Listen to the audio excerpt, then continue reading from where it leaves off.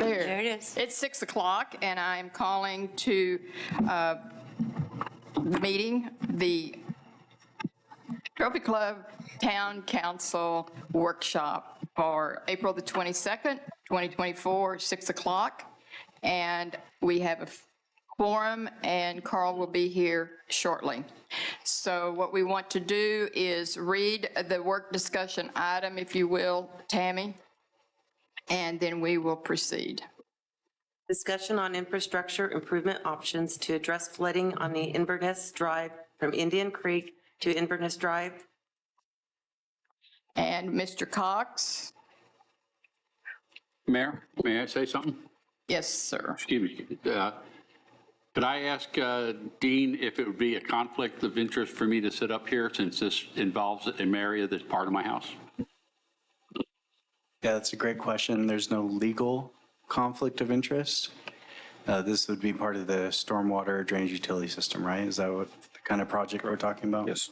So it'd be like if you had a conflict of interest for setting water rates, or I mean, I know y'all don't do that, but that would be a similar kind of scenario. All right, well, I would benefit from this, and I think, definitely. So I want to just set myself aside and not take part of this particular conversation. Yeah, and I think that's appropriate if that's. And I'll sit out, no others. Okay. Goodbye. Thank you, Dennis. Thank you. So, Yeah, we're still good. we're still good.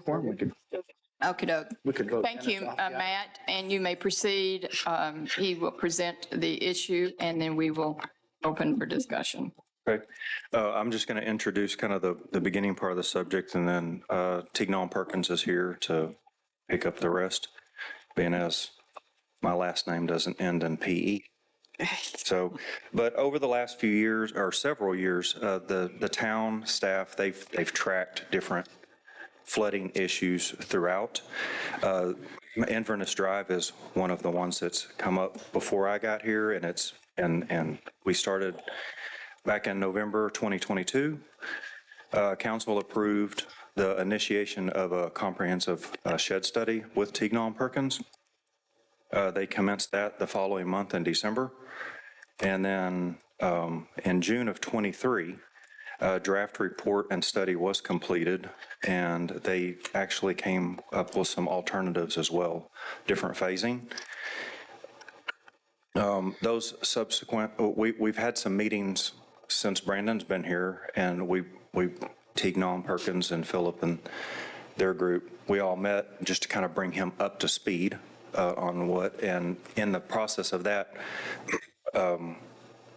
Philip and his group showed us that there's kind of in 3 phases, and so we can handle this as one project and knock them all out, or individually as that. So with that, I'll let the professionals come up. Welcome. Would you like to introduce your Sure. partner? Yes, Philip Burgess with Tignon Perkins. I also got here with me Sawyer Manus. Did I say that right? Yes, Sawyer Manus. He's with our stormwater group, and he's primarily the person who did the drainage study, and he's going to be able to explain all the details. I just want to give a quick background. I know drainage is a big thing in the town of Trophy Club, and I looked back into the records, talking to Tom Rutledge, to see when we started the study, or in this area, we looked back in 2006. We did some preliminary drainage improvements to alleviate some of the drainage concerns at that time. But since then, I understand that there's more drainage concerns brought in at that intersection of where the low point is in Inverness, and so the town has asked us to study that, and we've done a brief study on that, and we're able to present that information to you guys tonight.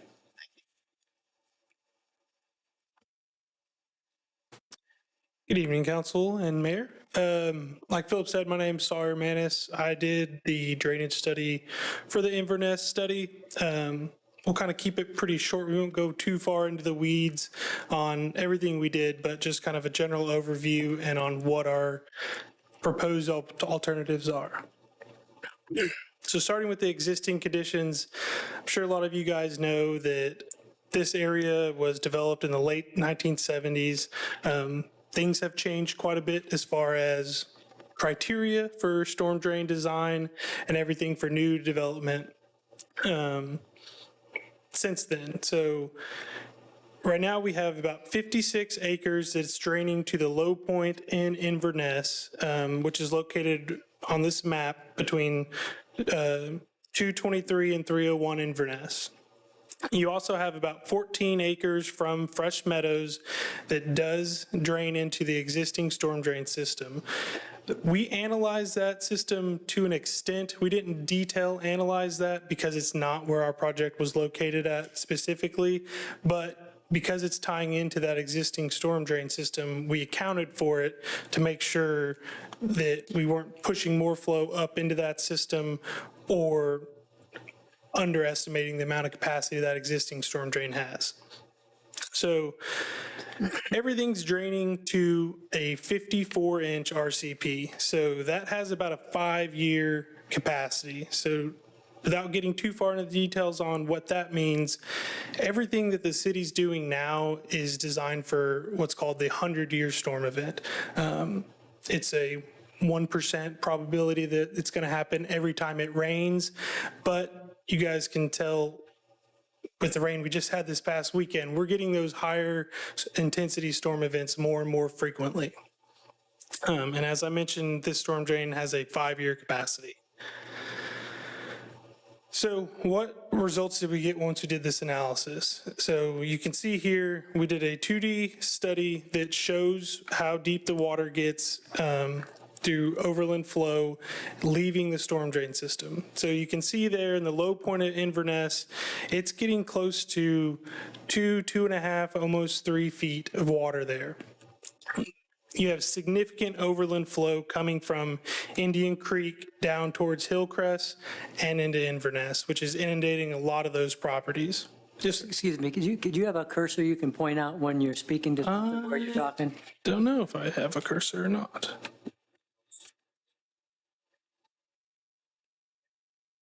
Oh, there it is.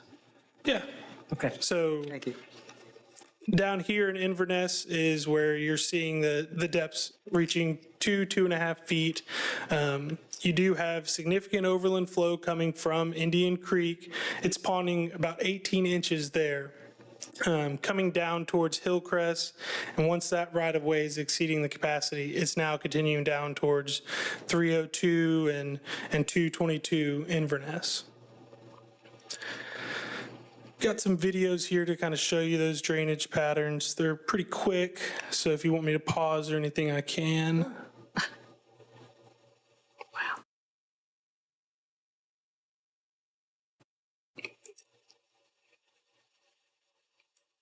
So we can kind of back that up to kind of show where that flow is coming from. It kind of starts in Indian Creek down towards Hillcrest before continuing down towards Inverness before it gets to the golf course. And this is kind of a time lapse? Yes, sir. view? Yeah, it's Over what period of time would you say? It's a 24-hour storm event. So we analyze hypothetical storm events based on the frequencies within the county. So this is what this is based off of. And we've truncated it. It's not the full 24-hour limit. It's about a 2.5 hour stretch here. So this is a 100-year event? Yes, ma'am. Which we've had multiples of these recently. Yes, ma'am. And I know this kind of goes to the past, but maybe 10, 12 years ago, we did do a significant drainage right there at the golf course pond. Of the pond? Yeah. I think it's where that dark blue is. Yeah, here. That's it. And so we did a lot of work there. And yet the water is still. Yeah, so the existing storm drain system isn't tying into the pond. So Okay. if you did additional volume or any kind of improvements to that pond, it's not going to help you in Inverness unless that system was tying directly into there to kind of help alleviate some of the what's called the hydraulic grade line or the water surface elevation up in the storm drain. Typically, when you do pond improvements and stuff like that, it helps you downstream, not as much upstream. Okay.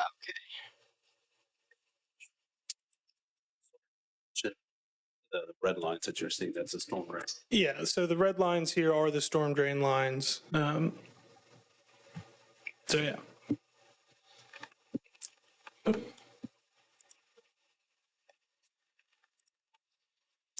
So like Matt mentioned, we developed a few alternatives. So we call them alternatives because they can stand on their own separately from any of the other ones. However, they do build upon one another. So alternative one could be considered phase one, starts at the downstream end. Alternative two could be considered a phase two, where you build alternative one first, come back with some more funds later on, build the next part, and then with alternative three, which is the full kind of solution model here.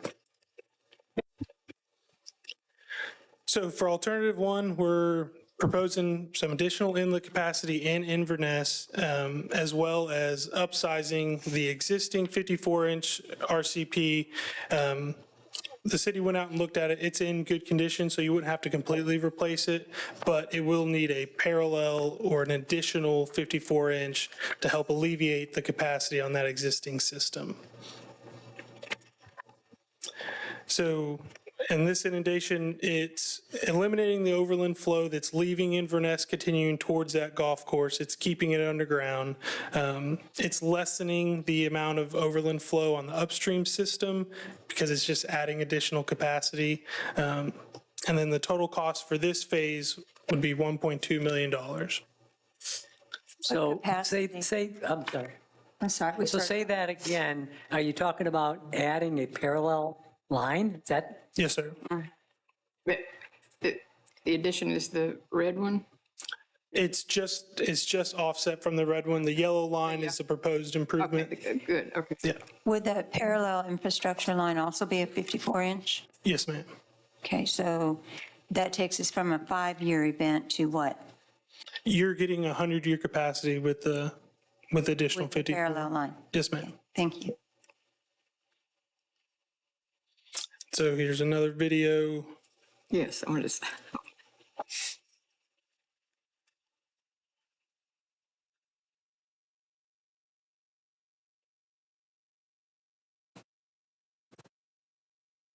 So you can see, so in some of this area, you still see some inundation here. A lot of that's just from the lot itself, rainfall's falling on it, running off. It's less than typically 1/10 of an inch. So it's pretty minor in the whole grand scheme of what's happening here.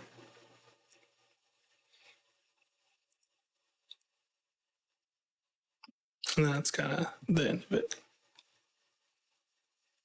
So again, so that's kind of alternative one.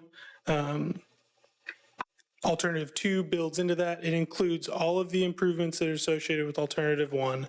So you still have this yellow line here is the proposed 54-inch that we're proposing, as well as the inlets in Inverness. It does, however, include new inlets within Hillcrest Court, as well as an upsizing existing 48-inch to a 6x5 box culvert. This is to help kind of drop that HGL, or the water surface elevation, as much as possible in Indian Creek to try to eliminate as much overland flow as possible. By doing so, this does alleviate any kind of overland flow from Hillcrest towards Inverness. You have a little bit of overland flow that's lot to lot because you have a lot of lot-to-lot drainage in this area. So you're not completely removing any inundation off 302 or 304, but that's not inundation from the city's right-of-way. It's a lot-to-lot drainage. So in layman's term, you said a 655 box. Yes, sir. What does that mean to the average citizen? So it's 6 feet in width, 5 feet in height. So it's a pretty large structure, but due to the constraints of going in between lots with this, you're kind of limited to the width of a trench you can do. So 6x5 is about as wide as we can go without impacting these properties as much as possible. And the total cost of this is 1.8 million, and that's including the 1.2 from alternative one. It's not an additional 1.8. I have a question. Yes, ma'am. If we go with this alternate two, and sorry, it's hard to see from here and the computer's tiny. Are we just pushing out the problem a little bit farther?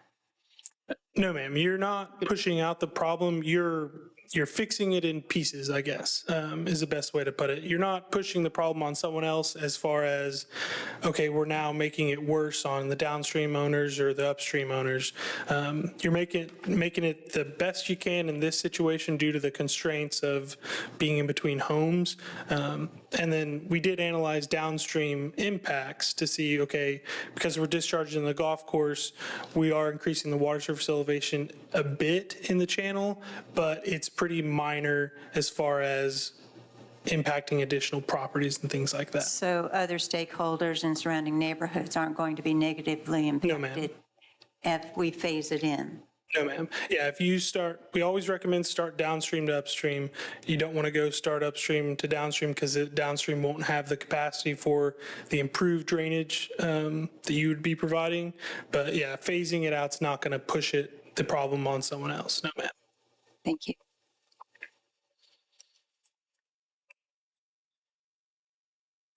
Did we play this video? I think we did. But I'd like to see them compared next to each other. Well,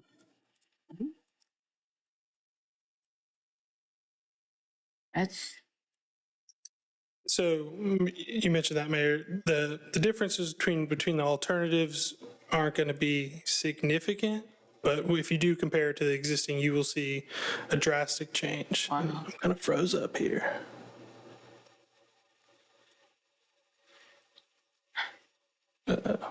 oh, we've seen those before.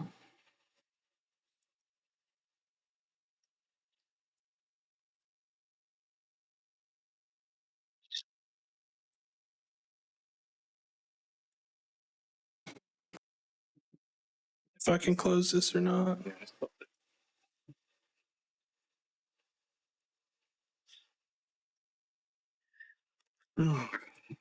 Placement for the good old blue screen of death. Come on, Jeff, you're Mr. Techie, go fix that. I didn't bring a hammer today. We're back.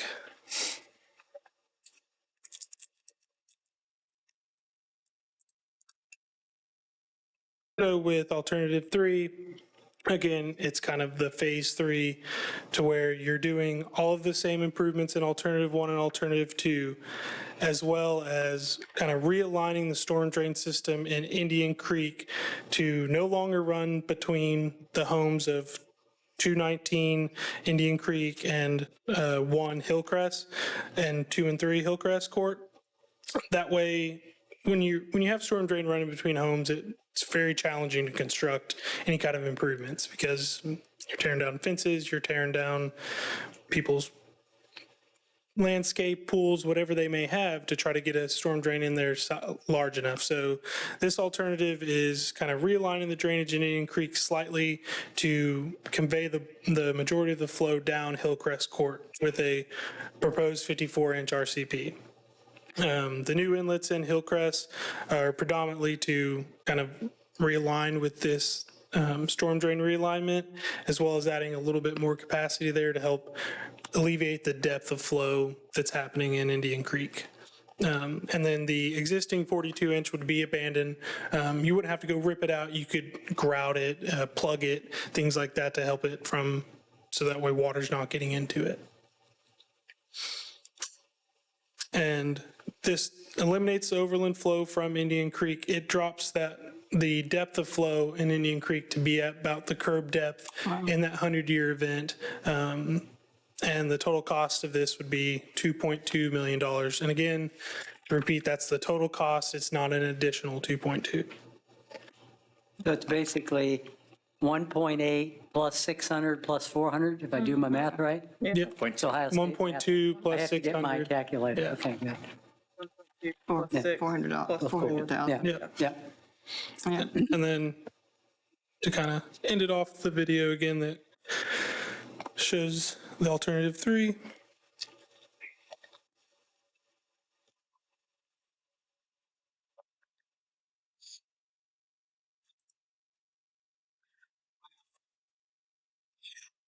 Well, personally, I propose that we go ahead and talk about option 3 in terms of, is it going to do what we want to do for today and for the future? Because I'm just expressing my own self. I see no reason to talk about 1 and 2, because again, we'd come back and have to do phase 2 and then phase 3. And it's a disruption to the town, and we have the money. And it seems like it would be best for us to discuss the option 3 to be sure that it's getting what we need and more. So I would like for us to focus on 3. Anybody else? Well, I think Brandon might be jumping in. When you say we have the money, can you give the? Yeah, but that's what I wanted to do real quick, Thank just you. explain the money. Explain The mayor the is money. absolutely correct. The money is there, and actually, we do have it in hand already. Right. With that, and that money is related to the American Rescue Plan Act funding, right, the ARPA funding that we received from the federal government. Part of that was dedicated by the town council for drainage projects. You did that in 2 particular projects.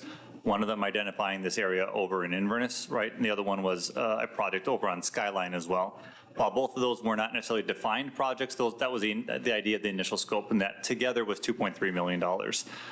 So that money is in hand. We have it here in the town. It must be spent by December 31st, 2026. Okay, so there is a timeline that we are under for expending those funds. Anything that we do not spend has to be returned to the federal government. Okay, so we don't want to do that. Not a good Okay, exactly. It's not a good idea. We want to keep that money. We want to spend it here in Trophy Club because obviously there is no shortage of drainage concerns that we might have. With that in mind, the process of identifying a project, getting it planned, designed, under construction, and completed, the reality is that even this project, we need to make sure that we are moving along expeditiously to be able to complete it by that December 31st, 2026 deadline. So I know we'd looked at some ideas on Skyline. The reality is that that project, kind of looking at initial components of that, is probably a multiple of that $800,000 by probably 10 to 20 times that number. It's a very large number of what we would need to look at to address erosion concerns over on Skyline for it. Not that that conversation is done, but I think there has to be some alternatives that are looked into. And the reality is that this funding just won't go nearly as far as we need it to for that particular project. So as far as the recommendation from staff goes, I think using the ARPA funding for this particular project and using as much of it as we can makes a lot of sense because it's already in time. We can go ahead and address it, get it done and completed by December 31st, 2026. We don't have to return anything to the federal government. So just to recap, because some of us are closer to it than the folks out there, the 2.3 million in ARPA funds, originally we had designated that 1.5 million for this project, another 800,000 for Skyline. But what we're saying is using all of this for this project, look at Skyline down the road, because that's probably going to be a lot bigger than 800,000 anyway. Correct, and take a lot more time as well. What is the, I'm sorry. Go ahead. What does the timeline look like, start to finish? So once we get the okay to move forward, we'll have to develop a schedule in terms of surveying, designing, and putting out to construction. We'll bring the contractor in and understand what the timeline is. We did the similar process with the Fairgreen drainage system. We brought a contractor in because of the drainage that has to go between houses. That gets a little tricky in making sure we are able to build that storm drain and get it constructed in a timely manner. So in professional opinion, estimate, what are you looking at? I'm not going to hold you to it, but, you know, what are you looking at? Are you I think looking the at? answer we're looking for is whether or not it can be done by December Yes, 31st, that's- 2026. that's- I believe it can be done. It will be done by December 31st, 2026. It will take, I would say, about 6 to 8 months to do the survey and design. And then for construction, I would say probably 9 to 12 months in terms of construction. Which I think we went to bumps that. up to you kind of late fall of 26. Yep, got to Yep. get moving. Got to Yes. get moving. Are there any delays in these types of projects you run into? What if you have an event? What if we have a flood? Are you going to And then contractors work through that. The deal is that there's an already existing system there. So storm drain is still able to keep moving forward. We're building a parallel system right next to it. We did the same process with Fair Green, where we had to build a storm drain in between homes. So that it was the contractor's responsibility to make sure drainage is still able to flow through the system. But maybe this is a Matt question. Didn't we have delays on that project? I don't know if they were significant, but there were Yes, the delays. delays on that project had to do with Encore and relocating their lines. So as we begin the survey on here and do the SUE, we'll be able to identify all the existing utilities and get that process started ahead of time to make sure they're able to move all the utilities before construction's able to start. Yeah, I mean, if memory serves me, Matt, we lost months and months on that. So you're not because of looking at Uncle. construction until January, February of next year, That would be our plan, yes. and then you've got literally 2 years. As I recall, there was also issues with concrete delivery for the project, which might have been a residual from, Early on, they had that issue, but the main was Encore. Yeah, I believe the main delay on that one was Encore. So what happens if you don't meet the deadline? In terms of the design or the construction, I mean, the construction is You've going to got be. till December 31st. What if you're like, it's going to be January 3rd? We'll be working with the town staff and giving progress reports, and we'll be working with the contractor to make sure they're staying on schedule. So that's our job in terms of construction administration, with the contractor, with the town, to make sure they're able to stay on schedule. And if there's any issues with that, we're able to notify town staff, and then they notify the council. Is there an impact to us if we go beyond? There probably is with it, and I haven't done all the full research on, the ARPA grant funds and what happens if you're, last delays or things like that. We'd have to do some research and figure out You're what that looks 3/4 like. of the way down. The money's already committed, and it's December 31st.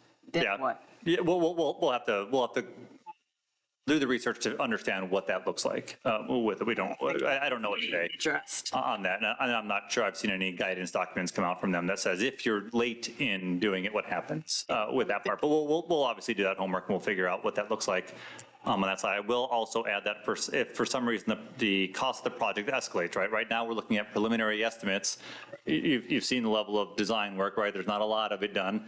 There will be a lot more details coming along that will help us refine those costs. If for some reason that number goes higher than $2.3 million, what source of funding might we turn to?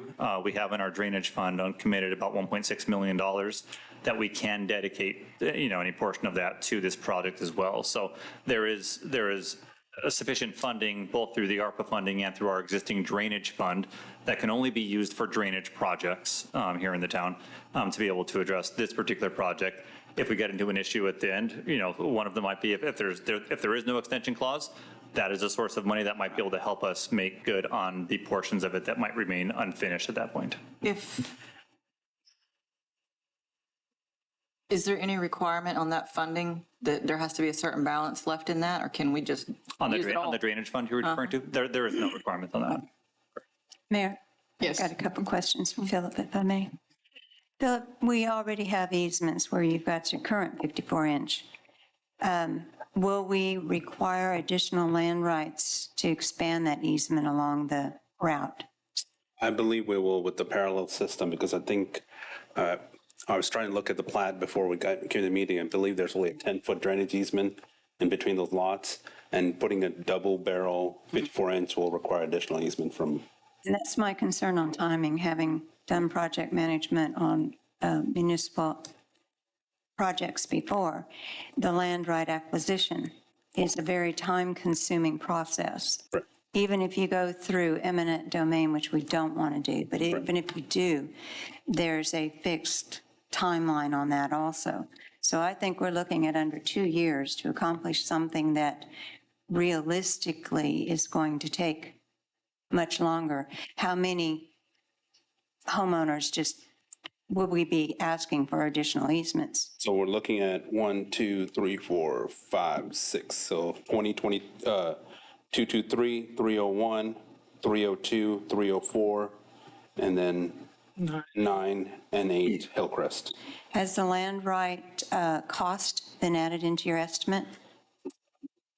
I'd have to double check. I don't remember if it was or not. We did these estimates about a few months ago, but I think we included a decent amount of easement acquisition in there. Easement acquisition, you can do that in-house, or you've already got that. We have a right-of-way team that helps us with that. And to speak on the difficulty of getting the easements, I agree with you on that. However, a lot of these people are flooding. Knowing this project's going to immediately help them, that usually helps a lot with acquiring a little bit of additional easements, assuming in a lot of these areas, you're not tearing up pools or anything like that to go do that. So a lot of times that helps with that, to acquire that easement, but obviously everyone's different. Go after a favorite tree because they'll stop you no right there. peach trees. All right, well, our problem is, in your report, the comprehensive drain shed study shows, and that's what we had in the agenda, that the problem is undersized infrastructure. That's correct. Yes, ma'am. There's no way that's going to self-correct. There's no way it's going to get any cheaper. Construction costs don't go down. So I would lean towards the mayor's recommendation that we look at just taking all 3 phases in this project, getting it done. And again, the timeline, to me, Brandon, is unrealistic. Right. But we need to get as far into it as we can, as quickly. And you're going to have to send it out for bids because you're obviously not going to do it all yourself. So you've got that bidding process. How long is that going to take?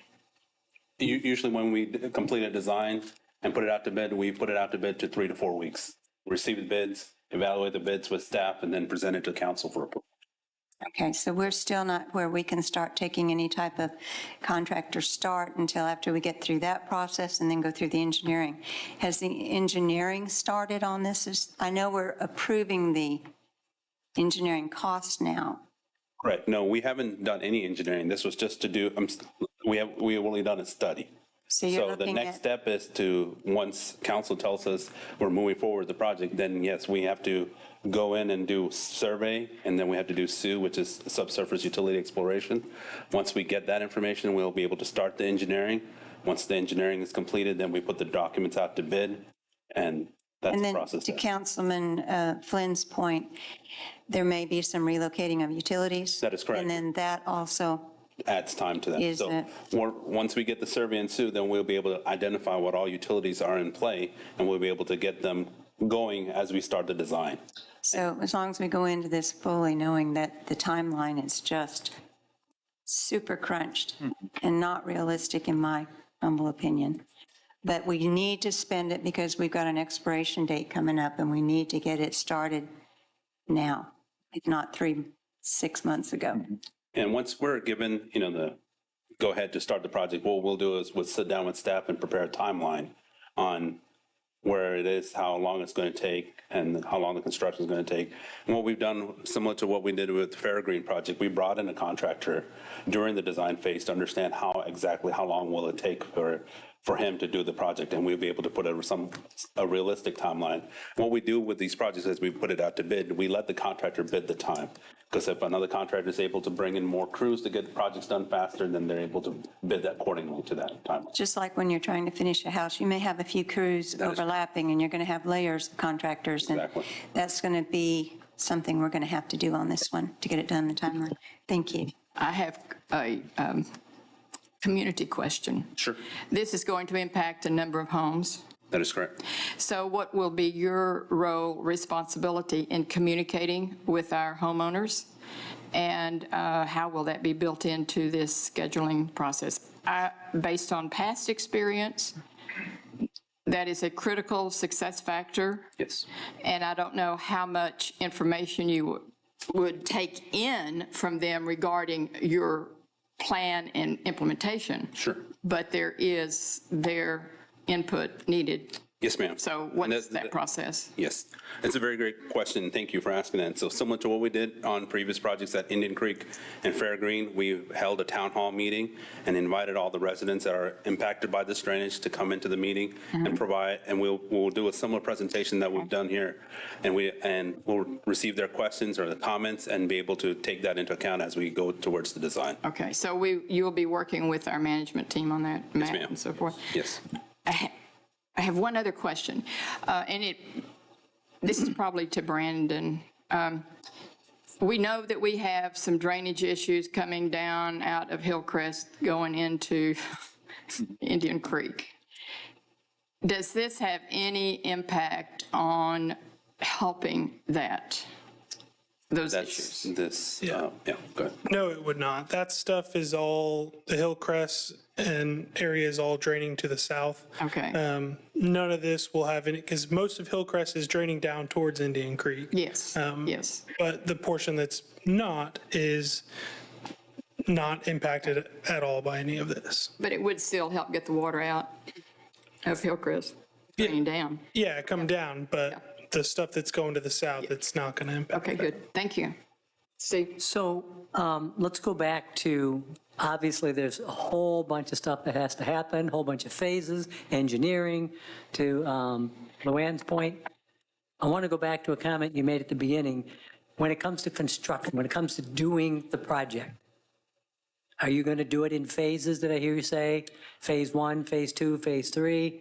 We would, get the contractor involved and understand how they do the project, but typically the way they do these drainage projects, so they'll start downstream and work their way upstream. So they'll start. Yeah, the reason I'm asking, if we're bumping up against ARPA deadlines, you could envision at least getting the first part done, because ARPA doesn't know what we're doing with all the money or all the projects. So I'm thinking you could at least get the first phase done, maybe the first 2 at minimum. Turn in those phases, get our money for that. I mean, hopefully we don't have to worry about it. Sure. But- And we can bid it that way. We can bid as Unit A is alternate 1, Unit B is alternate 2, Unit C is alternate 3. Bid it all together because doing it at that time's money is going to be better than trying to bid it 6 months or a year down the road. Get it all and you can face the construction accordingly as per the contractor, and depending on how the funds are allocated or how you get the reimbursement of the funds, I will let the town manage. You're going now. I have a question.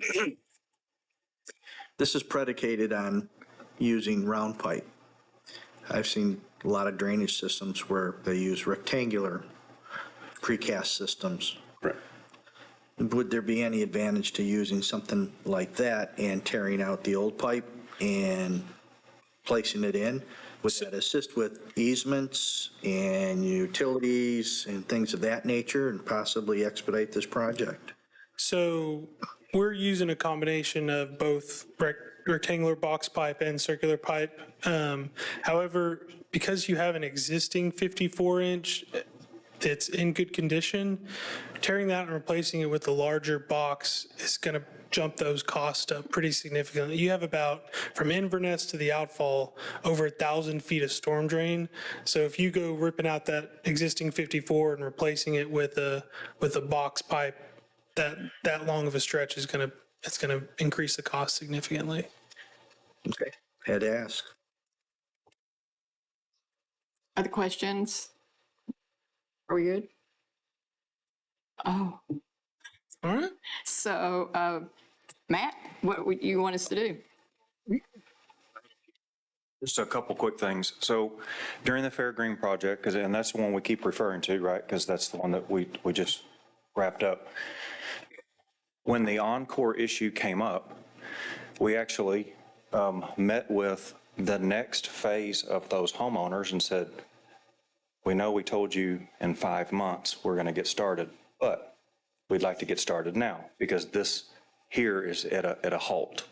So they were delayed. The project was delayed right at 4 months, but Canary, and I'd be remiss to not say their name out loud, they finished only 45 days late over time. So even though they had a 4-month delay, because they picked up and started another section.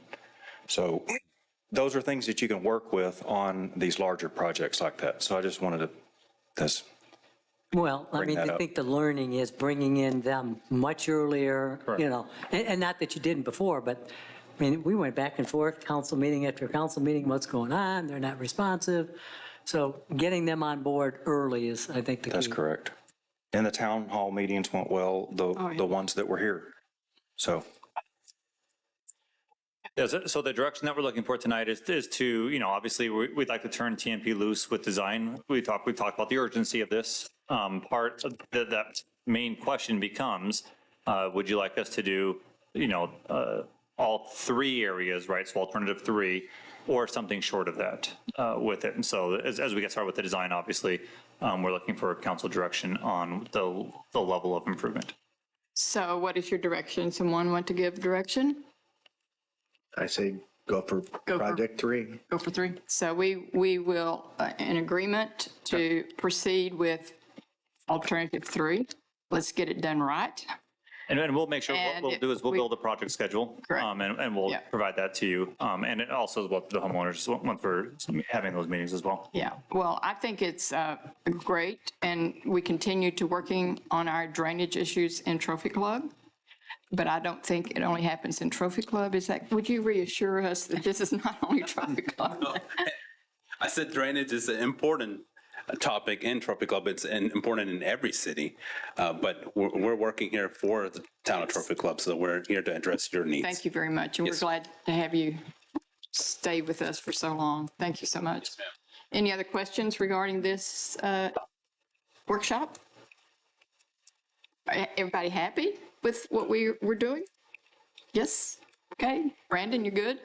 I am, thank you. Okay, well then I will ask for a motion to adjourn. Motion to adjourn. Second. 6:41 adjourned.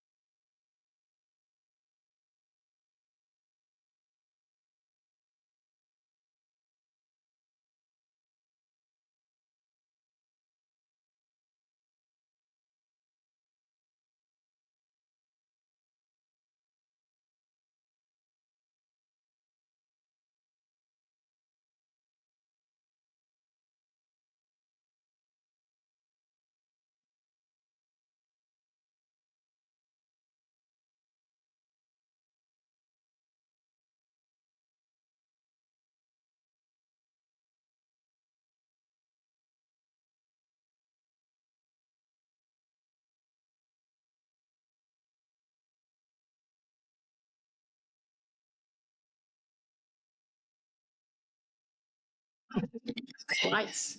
Well, he's right. It is 7 o'clock. I'm calling to order the Town of Trophy Club Town Council meeting, April 22nd, 2024. It is 7 o'clock, and we have all of our council present, which means we have a quorum. I want to welcome all of those who are online watching us real-time streaming and are tomorrow night or the next week. And we appreciate you taking the time to find out what's going on in your town, because that's the place to get up to speed. We have a wonderful management team working for us, and we have a strong council working for you as well.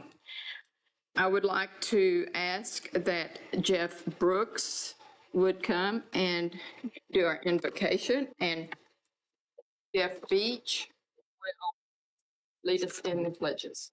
Bow together.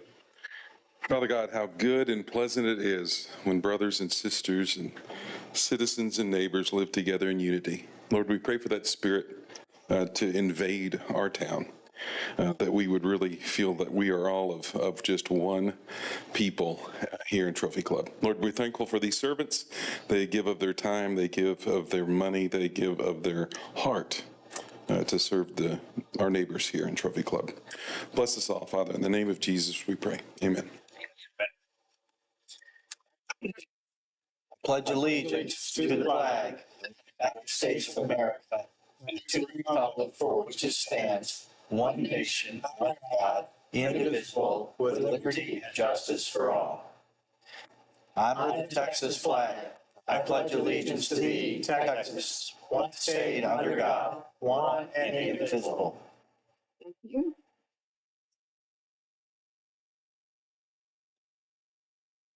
Tammy, do you have any of the speakers? Okay. Then we will go into our next item, and you want to read that, Tammy, for me, please? Presentations, conduct a police department badge pinning ceremony.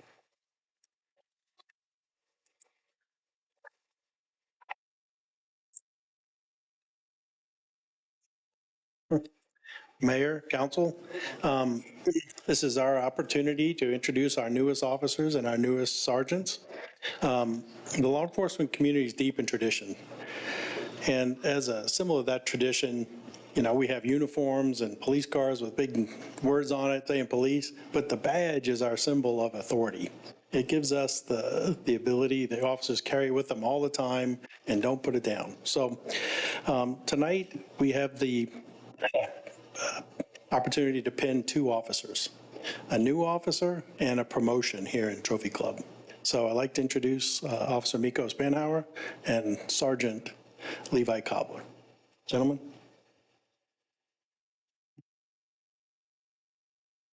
The mayor's going to swear these officers in, and then we'll have their wife, Miko's wife, and Levi's girlfriend pin them.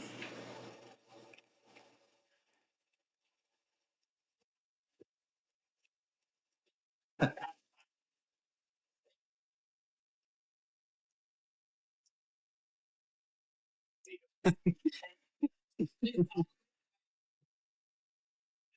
I will fully execute the duties of the office of. So. State your position, please. Sorry. Thank you. Of the state of Texas. State of Texas. And will. To the best of my ability. Preserve. Protect. And defend. The Constitution and laws of the United States and of this state.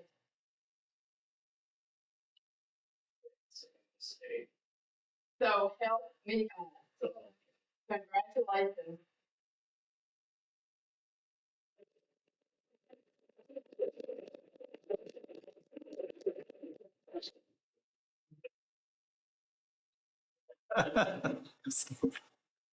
Oh.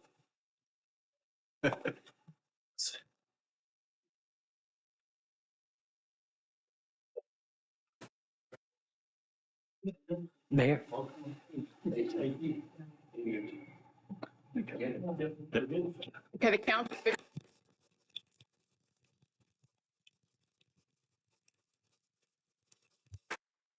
Before you leave, I think the council would like to say a few words. So, thank you, Mayor. I look forward to this night more than any night of council. Well, granted, some nights that's not a big stretch, but this night is special. You guys and ladies are the backbone of this town. We appreciate everything you do and congratulate you. So thank you. For all of the citizens who aren't here, we support you and we're proud of you. Any other comment? Thank you. Thank you for your service, and we'll see you on the road. No, I don't want to see you on the road. Thank you very much, every one of you that are in here. We appreciate you. Love you. Thank you. At the next item, please. We're going into the community spotlight. And Proclamation, National Day of Prayer.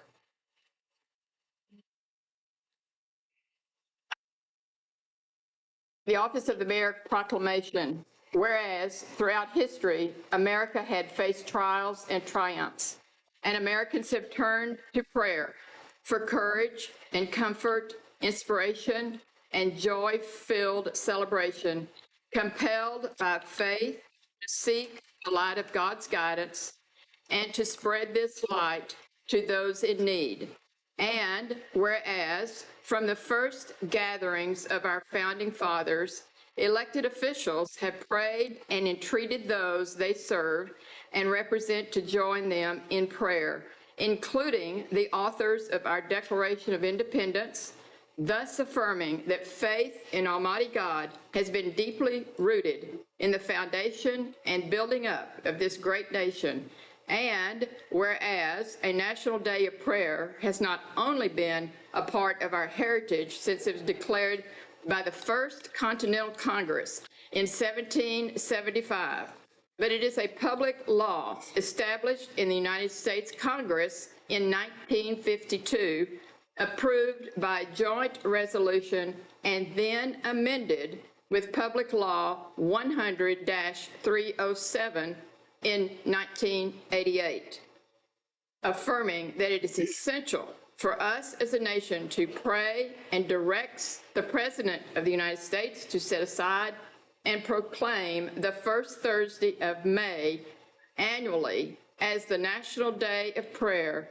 And whereas the National Day of Prayer belongs to all Americans and is a day that transcends differences, bringing together citizens from all backgrounds and walks of life to honor God, to pray for our nation, and to give him thanks for the many liberties and blessings we have received.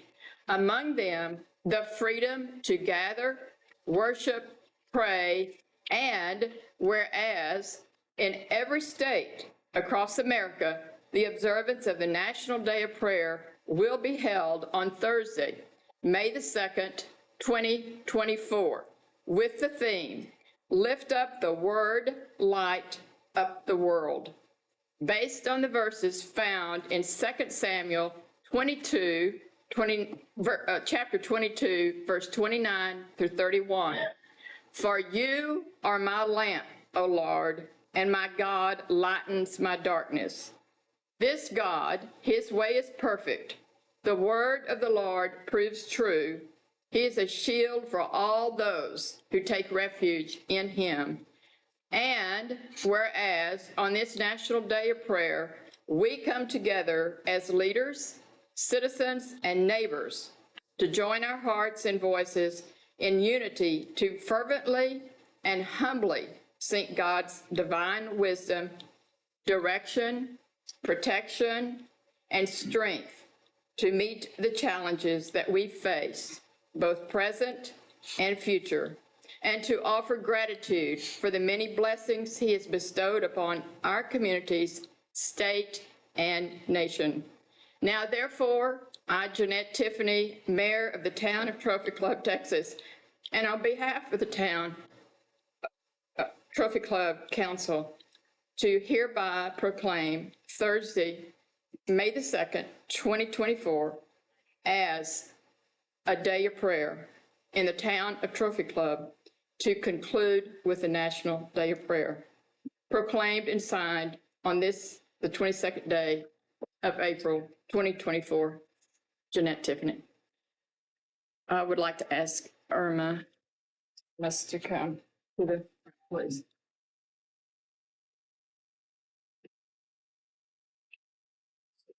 Go ahead and say a few words. Okay. And if you would like to join me up here, I'd like to ask the pastors, some local area pastors, to come and join me. I always feel strength when I'm flanked. These men, these pastors. But you heard, all of you heard the words that she read in the proclamation, and it just points to how significant this day is in our nation, because there is only one day of prayer established in public law, and that's the National Day of Prayer. So it's just a blessing to have you all, here to listen to this, but also we want you to come and join us on May 2nd. It's always on the first Thursday of May of every year. And we'll gather with area churches, community leaders, and just citizens from 76262. And multiple churches will be there gathering as well. And these pastors have been a part of the National Day of Prayer for many years. Thank you so much for your consideration of this proclamation and the importance that it has, for not only for our nation, but our local area. These are times when our nation needs to be bathed in a lot of prayer, and we need to seek God's wisdom and guidance for our nation. So thank you so much. Thank you, Irma. She said it all. Let's bless it. So, thank you.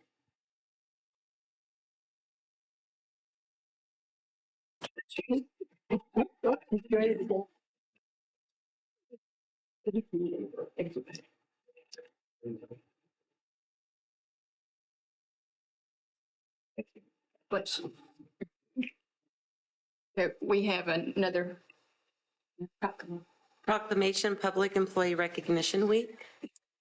And before Steve reads this, I think it's important to know that this is very important for our employees as well. And as you listen to this, management, I want you to embrace it, internalize it, and know that we thank you for all the work that you do for us.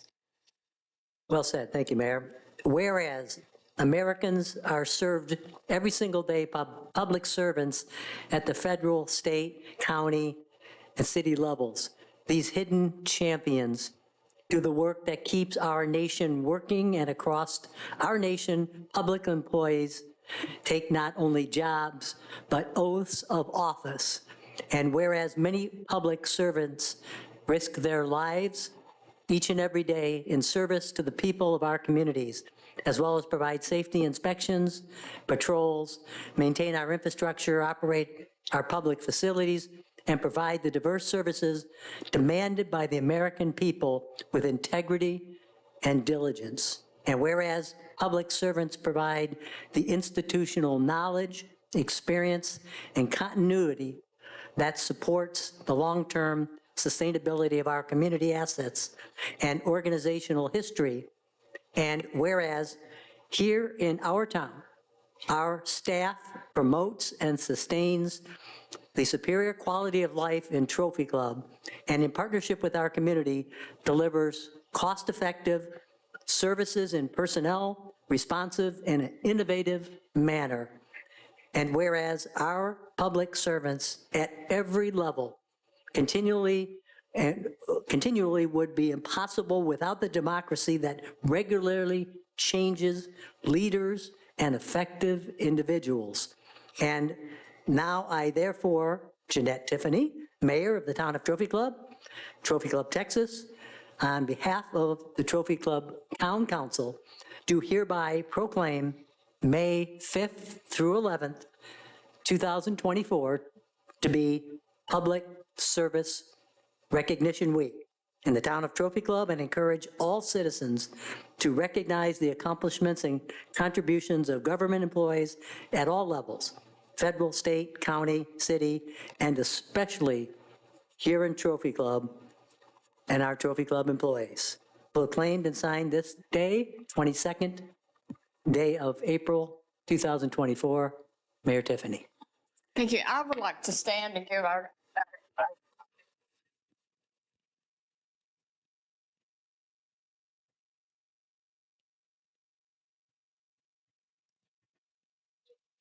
fills me with great personal satisfaction to know that you all serve us, and I'm sure others want to say something, but we will be also recognizing them the week. What dates it begin? What the Yeah, so the dates are, so we're going to be recognizing Public Employee Recognition Week here in the town of Trophy Club, May 6th through May 10th.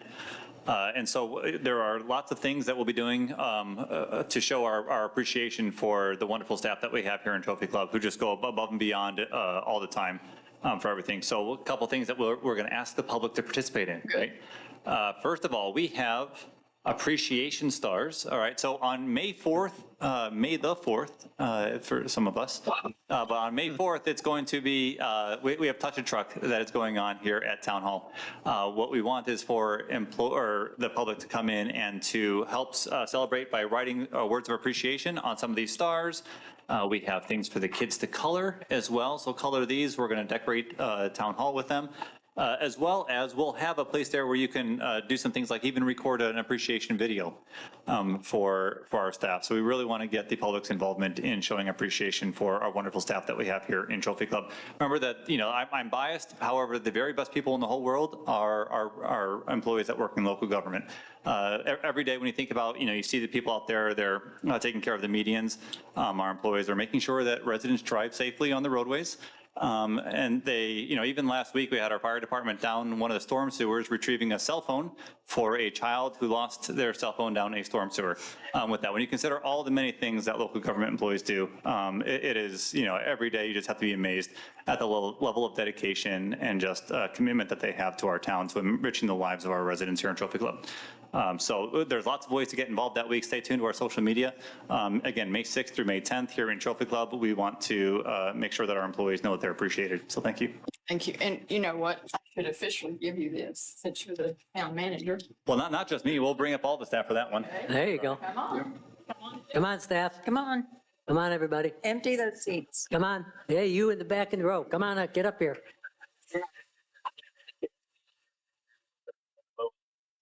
Denise. Denise, come Your on. Staff.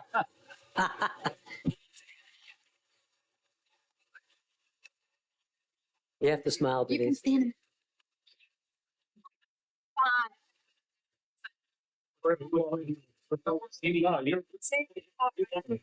Yeah, behind everybody.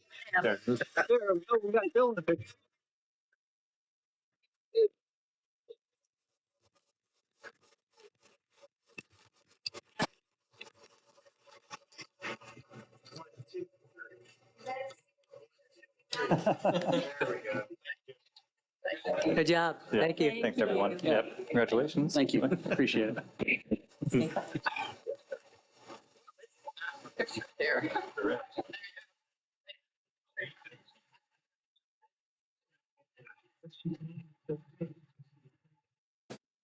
While the mayor's on her way up here, Brandon, do you have to be a kid to get one of those coloring sheets? So we're going to say that we're going to cut off at age 100. All right. So All right. all the But kids, you- I qualify. But Dennis, you do have to color in between the lines. there he goes. Oh, that's not part of the deal. Well, maybe they will give you a box of colors to go with it. Thank you. Next. Consent agenda. No, We have, it's working for you. Yeah, okay, working for you. Well, I'm going to tell you this, I was really busy last week working for you, so let's hear from others. Mayor, I want to call out two groups that did a great job this past weekend, and that's the Trophy Club, Women's Club, and our town itself. I mean, we all know the garage sale was a washout, literally, on Saturday, and they made a very tough decision to cancel that. And almost immediately, they worked with our town, Brandon and staff, to just do that the very next day. So I commend them for that. I know It was disappointing to some because, some people come from a long way. But I certainly want to support and do support anytime any group makes a decision that's best for the safety of the people of Trophy Club. And, it's not the first time. The town has done this before, too. We've had to cancel, unfortunately, a couple movie nights. We canceled the Taste of Texas. It was a similar thing. It was all because we were concerned with the safety for the town. So hats off to the Women's Club and to the town. Well done. Dennis? For a long time, our police department's been understaffed, and I understand we're almost there. We're almost fully staffed, and I think compliments go out to HR department, Denise, and Chief Arata, and all the staff that do work for us, and it's important to keep us safe. Thank you. Okay. Yeah. Mayor? Yes. I know you had a busy week because I winged you on a lot of those. But so I wouldn't forget it. I did have a little update. It's spring and updates have been coming in fast and furious. Last week we had Northwest ISD updates, county commissioners, Metroport Chamber, a couple subdivisions of that and others, along with local boards and commissions. So we were quite busy last week. I chose one of my favorites to share with you, and I know other council members or the mayor may want to share others. But Trophy Club is represented in transportation road projects within Denton County by our Precinct 4 Commissioner, Diane Edmondson. And part of her responsibilities is to oversee construction, maintenance, and improvement of county roads and bridges. Commissioner Edmonds' area that includes Trophy Club is roughly the southwest fourth of the county. And that includes I-35, Highways 114 and 377, Farm Roads 1171, 2499, and 407, places we are at every day. Last week, the commissioner updated us on the tremendous growth that we're seeing in Denton County and how the roadway infrastructure is expanding to accommodate that growth. If anyone's been out to North Lake or Justin, they've seen it. Projects that are currently under construction, we're given updated timelines for completion as we're pending projects and anticipated let days for other construction starts. Denton County Transportation Infrastructure has stayed ahead of other counties by what they call faith funding. Mm-hmm. And what they do is if you build it, they will come. They engineer the projects before the money's available. And then when the money becomes available from whichever state or federal entity, they already can put in an application with their engineerings and be a step ahead of the other areas. So this has worked beautifully, and it's why you don't see, I know 114 is under construction and it's tough, but you see these road projects being done before it becomes a chronic situation. So they are staying ahead. And local and state projects, including Interstate 35 proposed improvements, can all be reviewed. They've got great maps, they've got timelines, they've got project linear graphs for you at dentoncounty.gov/257/projects. And you can see everything within your precinct 4 there. That's what we did that day. That's a good review. That's good. And other comments? Anybody? Anyone? Well, I'm going to turn your eyes back at the back table. You might find a little calling card, and each one of the council people now have one of these calling cards. And I gave one to our prestigious attorney. He has one to take to someone.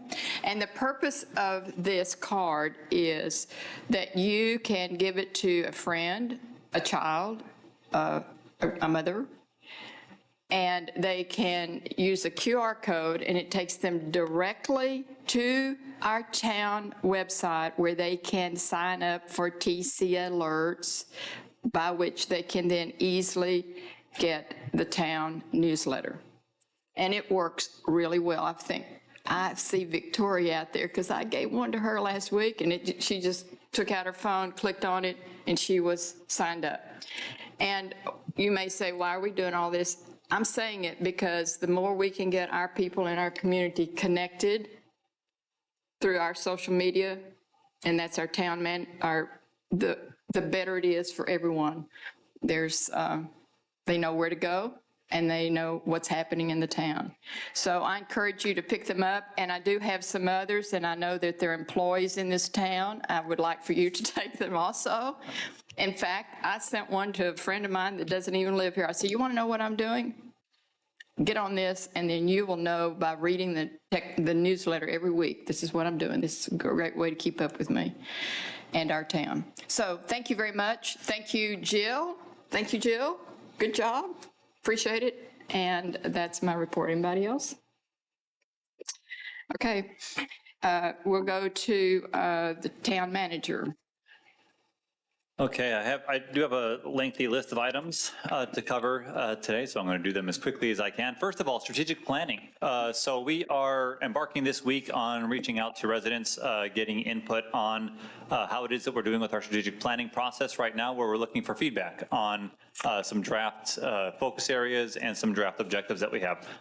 So the public should be on the lookout beginning Wednesday. We're going to open up survey documents to invite the community to take part in some of those surveys. We're lining up focus group sessions for next week. So all of that is underway this week. Stay tuned to our social media and to our website for more information about how to engage in the strategic planning process. Medal of Honor motorcade will be coming through this area on 114. Highway 114, it'll be on Thursday, April 25th, from sometime between 4 o'clock and 5 o'clock. Remember, drivers should be cautious to expect traffic delays on westbound 114 during the evening commute. Again, it's going to be between 4 and 5 p.m. Let's see, we have two identity theft protection information sessions that will be hosted again on Thursday, April 25th. One of them is at 4 p.m. and another one is at 6 p.m. Both of those at the Church of Jesus Christ of Latter-day Saints. You can email Bobby Tillman for more information at btillman@trophyclub.org to sign up for one of those. This will be a great resource as it delivers a presentation covering methods to prevent identity theft, reporting procedures, and providing resources for those who fall victim to ID theft. Okay? Trophy Club Park. We're going to be closing Trophy Club Park to motorized activity on Friday, April 26th through 2 p.m. on the Saturday, the 27th for litter pickup and maintenance. We want to thank some different groups. Charles Schwab is one of them. They'll be coming out bringing about 60 volunteers on Friday to help clean up Trophy Club Park. Another one, our students are at Byron Nelson who are participating in the big event on Saturday. They're coming out and helping with us. They're going to be doing things like picking up trash, painting, and providing some needed maintenance at the park. So if anyone in the community is interested in participating on Saturday morning, you can send an email to parksandrec@trophyclub.org to be put on the list. You can also just show up anytime on Saturday between 8 a.m. and 11 a.m. to attend that. We also have on Saturday the community cleanup event. It's sponsored by the Town of Trophy Club and provided by Republic Services. So this is a safe way to dispose of your unwanted household hazardous waste and to prevent pollution. Let's see. Just remember that because these chemicals are dangerous to garbage collectors and the environment, they cannot be placed at the curb for regular trash pickup. So it's available to Trophy Club residents only. You must have a current water bill as proof of residency. All right. Dumpsters, electronics, recycling, shredding, and household hazardous waste disposal will be available for the residents. All right. Let's see, pharmaceuticals are not accepted at this event, so please do not bring those. Show up at Byron Nelson High School on Saturday between 8 a.m. to 12 p.m. Again, that's April 27th for this event. Let's see, our K9 Indy, all right, probably our most famous employee here in the town. K9 Indy is a highly decorated and adored member of the Trophy Club Police Department. He officially retired from duty on March 26th. Throughout his tenure, Indy's nose led to the seizure of over 4 tons of narcotics and the apprehension of numerous suspects, earning him the affectionate moniker of the town celebrity. We're going to be celebrating Indy's retirement at the next town council meeting on May 13th. You have an item on your consent agenda tonight to transfer his ownership over to Barry Sullivan. However, we'll be doing the celebration for him on May 13th. So we invite the community to come on down for that event. We help Indy enjoy a well-earned retirement in the loving home of Sergeant Sullivan, surrounded by his family, friends, and the occasional meatball, which is apparently his favorite. Boards and commission meetings. On April 25th, that's this Friday, we have a special planning and zoning commission meeting at 10 o'clock, followed by a special town council meeting at 10:30. Those are to consider an item for the upcoming the Women's Club Mother's Day Art and Garden Festival. There you go, got it all out. On May 9th, we also have our Economic Development Corporation meeting at 6 o'clock here in the council chambers. Okay. And then I already mentioned a little bit earlier, but May 4th, we have the Touch a Truck. And then for the sensor-friendly experience, you can join us before that, and that will be from 10 to, let's see, hold on a second. 9 a.m. to 10 a.m. for the sensor, there you go, for the sensor-friendly experience. At 10 o'clock to noon, we'll have the normal fire trucks going with all the sound around as well. And then on Friday, May 10th to Sunday, May 12th, the Trophy Club Women's Club is hosting their annual Art and Garden Festival at Trophy Club's Town Center. And Mayor? Is that all? That's all. Are you sure? There's a lot going on right now. So I know, there is. There's a wherever lot you going turn, you're going to find something here in Trophy Club. There's a lot going on for everyone. Thank you very much. And we have our quick civic tip. All right, quick civic tip. I understand there have been some questions about canvassing, how it's supposed to work, how appointments are supposed to be made after that. So what we're looking at is after the election, you must canvass by the 11th day. So that we're looking at the 15th. Based on what the county is telling us, we can maybe even anticipate the 13th being the last day that we finally get the official canvass in our hands. So we're anticipating the 15th with the expectation we'll probably get it around the 13th. So if you're also looking for additional information on how after the canvass is made, how people are appointed, you can look to your charter, and it's in section 5.07, notification of town officers. And it says that the town secretary, with the concurrence of the council, shall promptly notify all persons elected to office. A candidate who is elected to a regular or special town election shall, after taking the oath of office as prescribed therein, take office and enter upon his or her duties at the next council meeting at which he or her is legally eligible to participate.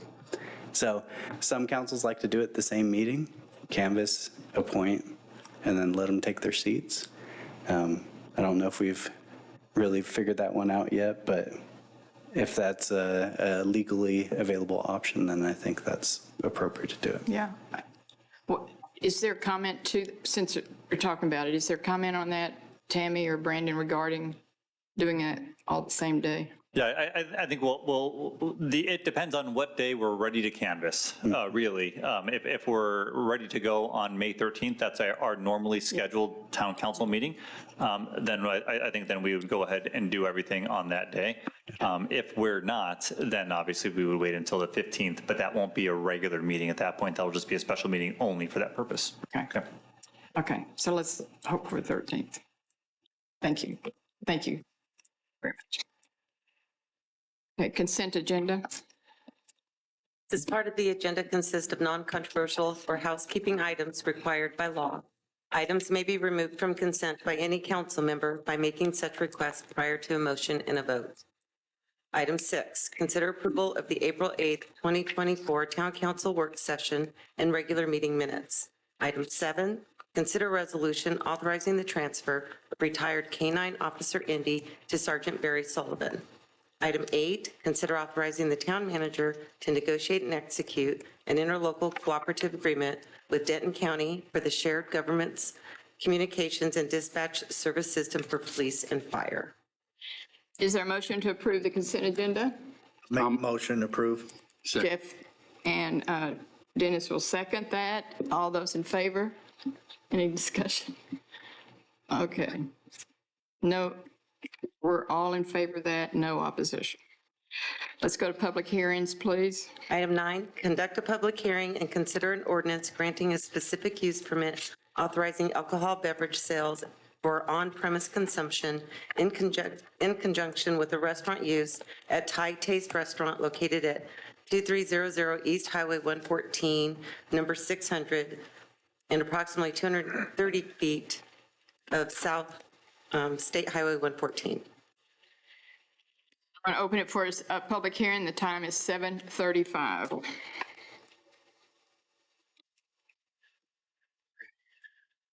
evening, Mayor and Council. So as stated, Thai Taste Restaurant has submitted a SUP for alcohol sales. At PD 30, there's no further, they don't have any other restrictions for sale of alcohol beyond the regulations of our town code and state law.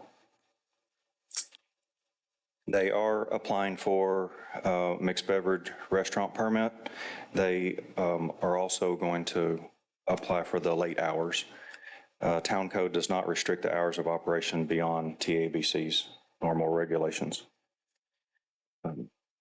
They do meet all of the minimum distances from private and public schools and hospitals and churches.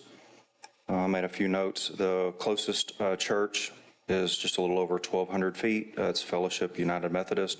Lakeview Elementary is just a little over a mile away. And Primrose School in Westlake, they're over 3,400 feet away. So they meet all the criteria there. The Chief of Police has reviewed the application, has no objections, and we did send out public hearing notices as required by state law, and to date, we have not received any inquiries. And our chair, Mr. Biggs, is here to discuss the P&Z results. Okay. Mr. Biggs?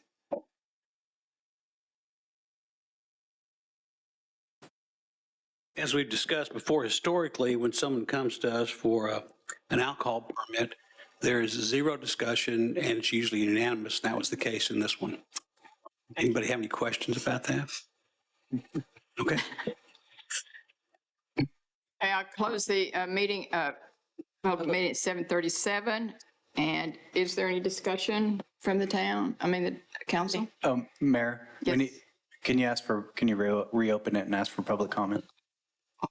Reopen, 7:37. Are there public comments? Thank you. Thank you. Okay, 37. I'm going to close it. Thank you. That's like time. Any discussion? I'll make a motion to Okay. approve. Second. Nope. Okay, all those in favor? Opposed? Motion passes. Thank you very much. All right, we're next. Item 10, conduct a public hearing and consider an ordinance amending Plan Development 30, PD 30, to allow for modification to the development standards and design of drive-through facilities on Lot 1, Block A of Trophy Club Town Center Edition C, Midland Survey, Abstract 823, Denton County, Texas. The applicant is Trophy Club Town Center 1 LP, and the property is generally located at the northeast corner of Trophy Club Drive and State Highway 114 in the town of Trophy Club. 7:38, and we're going to open for a public meeting pretty quick. All right. Good evening again. So, that's tight. Here we go.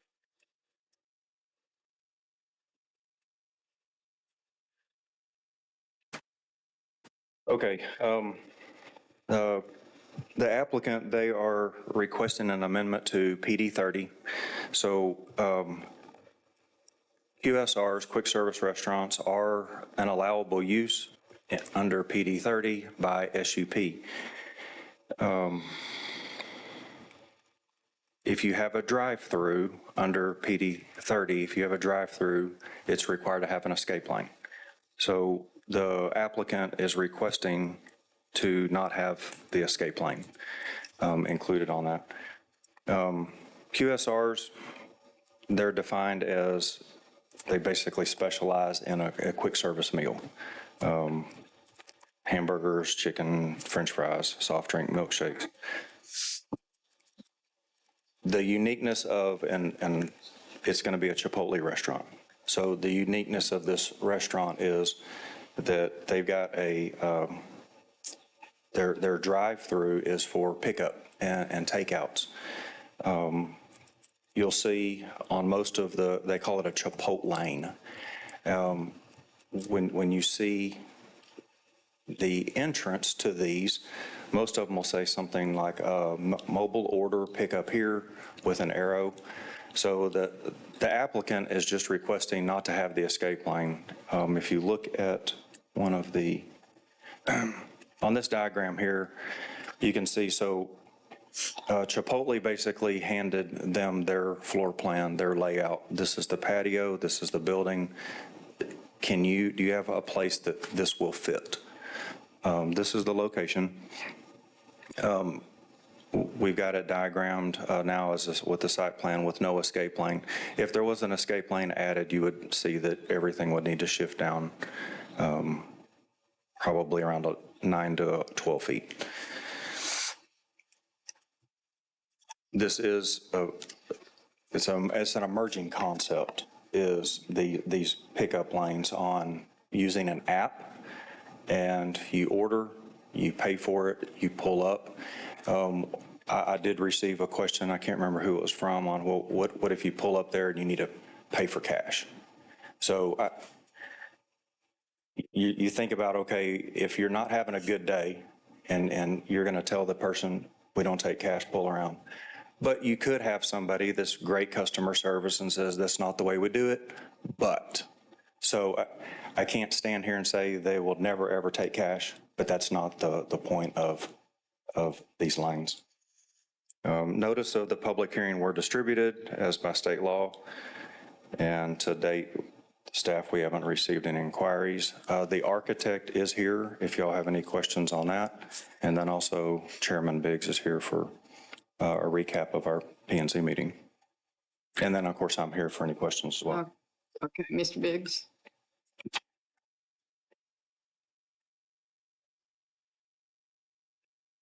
Obviously, when you see the word modification to the development standards in a PD, it always raises at least my eyebrows. We've had this come up in the school, some other places, because it kind of does away with some previous requirements on the PD.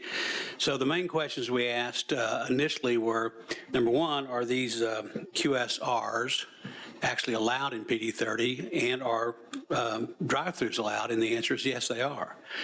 But that still doesn't solve the problem with the drive-through thing as it relates. There's additional land in PD 30 to be developed.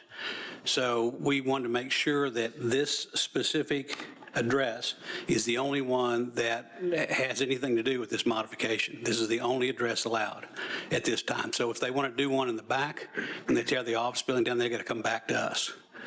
So we aren't giving away the shop here. The other questions that came up primarily were what Matt indicated. Okay, you pull up and you want to order. And the answer is no, you can't. You got to pull around, either come inside or get on your phone and order. This is strictly a pickup lane, prepaid pickup lane. And so they have this operation in other areas around the state already. It seems to do quite well. So They're 500. yeah, it's a big outfit, and it's a well-run operation. We know that, too. And so, extra sales tax revenue probably won't hurt us either, so. But anybody have any questions other than what we brought up? Steve? So Yes, Steve. I do, and were you able to get those pictures, Brandon, or, so I had two concerns when I first started to think about this. One, I wanted to confirm, which you guys have done, that this was strictly a pickup. There was no paying at the window. Right. No ordering, no pay. There's no paying at the window. No, and that's what I've got a question. Can we talk at this time, or do we need to close the public hearing for discussion? Yeah, so traditionally, Yes, you'll wait until after the public hearing. After the report. Yeah. that's what I was thinking. So, So if y'all want to wait for your questions and then open up for the public after he presents, and then close it, and then so what do you want me to do? go ahead and let him present, and then let him finish presenting. We're going to then close the public hearing, and then we'll talk. Steve, thank you. Yeah, after you open it for public comment. Okay, good. Thank you. And that's all I have. Well, after all, thank you, Mike. I really appreciate that. Well, okay, so It was open for, a unanimous vote, 4-0. We barely had a quorum that night, but we Okay. made it. so open for some public comment? Yes, Okay. Public. allow the public. Public, anybody comment? Close the public hearing. Now close it? That's what it says. It says to close it. It's closed at 7:45, and now we're going to talk. Correct. Okay, so I had two questions about this, confirming, number one, that this was only a pickup lane and that there'd be no exchange of money, because that would tie things up, it would become cumbersome. So Brandon and staff confirmed that. Today I went over, you see the pictures up here, this is over in Roanoke, right, on 377. This is the Chipotle over there. It's exactly, well, pretty much what we're talking about here. You see the sign on the left, mobile order pickup, Matt talked about that. And then you see in the middle, cars waiting for pickup, and a little kind of a close-up of that. What you also see there in the middle is the curb cut that we're talking about, kind of the exit out, if you will. I guess I still have a little bit of concern, and maybe the chief can speak to this. If there's not a curb cut, then you got to get out of the lane. What if there's an emergency? What if there's something happens? Because I was there for probably a half hour, and what you see there is 3 cars, but there were probably 10 or 11 backed up. And so it's not a quick process. This was at lunchtime, right? So that first car, for example, you see the white SUV, they were there probably at least 10 minutes to pick up their order. Maybe that's an abnormal situation. It was lunchtime. And so even at that, it's going to take some time to get the order, the second car, the third car, the fourth car. So I guess I have a little bit of concern about what if somebody wants to get out of the lane for whatever reason. And Chief, maybe you can speak to, is there a public safety issue or not?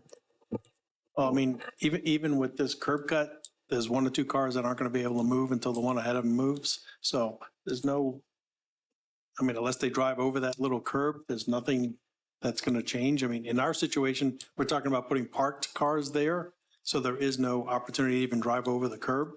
So other than tooting the horn and yelling at them to get out of the way, they're not moving. So that would be more of a medical emergency type situation, but. Okay, I just wanted to see for myself what it really looks like in actuality and how does it work. Again, it was lunchtime at 12 o'clock today. It's a busy time, and hopefully it flows through smoothly. Huh? I don't go to the drive-through. I'm an old school guy. This is not a drive-through, this is a drive pickup. Pickup. Thank you. I go in and sit down and eat in there, but I don't pick it up. Well, you know what? I did a little bit of research so that this is the direction in which we are headed. For Starbucks does this, other chains do this, and then I even saw the next big thing is digital kitchens. So this is a future, and I did some research as well, and they have 500 of these models in action right now. So If the location allows it, that's what they want. Yeah. Mr. Flynn, I did reach out to, on the fire side, and Ken, the fire marshal, he and I work hand in hand on a lot of things. He said he gets caught in drive-throughs a lot, and if he gets a call, he just turns on his stuff, and people will move out of the way and go. So he wasn't pro or against this. He just said he has gotten caught in those circumstances, but he says not too much different than just being at a stop red light where you're just surrounded by traffic. That 10 minutes is very abnormal. I'm sure management was not excited about that one person. Most of the ones that I've spoken to over the last couple weeks, they will just ask nicely for them to pull back around because obviously they ordered and then just immediately got there and they were not ready for it. So, but again, they could just say, we're not moving. Yeah, I actually went inside and talked to the manager who was on the window doing it. He was just beside himself. I mean, it was just a busy time, abnormal, but yeah. I mean, the concept is right. I like the concept. Go in. Has any other restaurant asked for this and been denied in the past in Trophy Club? Not that I'm aware of, but that's not set in stone. I'm just not aware of this. I just wondered. Yeah. Dennis? Can I have a half hour, please? Just joking. I hope so. Okay. I want to reference, go to the next agenda item and go to page 82. Would condition F, conditions and restrictions, where it talks about potential injurious effects to the other property. Could that be used to approve this and not do a PD change? In other words, that's a restriction on issuing, issuing an SUP. So can we issue an SUP under this clause and not do any, and not worry about a PD change? You can do an SUP for a quick service restaurant, but you can't do an SUP for this change. Okay, that answers that question. Thank you. That was easy. The other is, once we approve the PD change, another restaurant or future change or whatever, can they change it back to a drive-through without coming back to town? Not without coming back. Not without coming back to town. Okay. I'm for this. I like it. I have a couple questions on the next agenda item, but on page 73 and page 74 of our packet, which is the ordinance itself, I understand the heading is been reversed from what you normally see in Trophy Club, but it's totally legal. So I'll shut my mouth on that. I don't like it. I think it's poorly written. On page 74, where it has 202 amend to the CZO Exhibit B, I understand that's very confusing. Can that be deleted? Yes, that can be deleted. Then That has been in almost all previous ordinances, but It's I understand that. confusing the way it's worded here, and it's not worded the same way it is in the other ordinances I've looked.